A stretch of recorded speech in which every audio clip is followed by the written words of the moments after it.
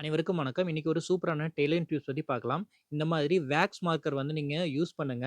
இந்த wax marker கிளாத்ல நம்ம use பண்ணும்போது, நம்ம இந்த மாரி மார்க் பண்ணியிருப்போம். நம்ம துணியில மார்க்கிங் பண்ணும்போதும் சரி, மார்க் பண்ண துணிய கட் பண்ணதுக்கு அப்புறம் ஸ்டிட்ச் பண்ணும்போது, அந்த மார்க்கிங் நமக்கு ரிமூவ் பண்ணணும்னா, இந்த வேக்ஸ் மார்க்கர் ரொம்பவுமே ஹெல்ப்ஃபுல்லா இருக்கும். இதுல நீங்க மார்க் பண்ணிட்டு, இந்த மாரி அயர்ன் பாக்ஸ்ல வச்சு நீங்க அயர்ன் பண்ணும்போது, அந்த வேக்ஸ் எல்லாமே உங்களுக்கு ரிமூவ் ஆயிடும். பாருங்க உங்களுக்கு அந்த மார்க்கிங் எல்லாமே கிளியர் ஆயிடும். ஸோ நம்ம கஸ்டமருக்கு நம்ம ஸ்டிச் பண்ணி குடுக்கும்போது, எந்த ஒரு மார்க்கிங்கோட இதுவுமே இருக்காது. ஸோ உங்களுக்கு அந்த ஃபினிஷிங்கும் வந்து நீட்டா இருக்கிற மாதிரி இருக்கும் ப்ளவுஸ்க்கு. ஸோ இந்த மெத்தட நீங்க கண்டிப்பா ட்ரை பண்ணி பாருங்க.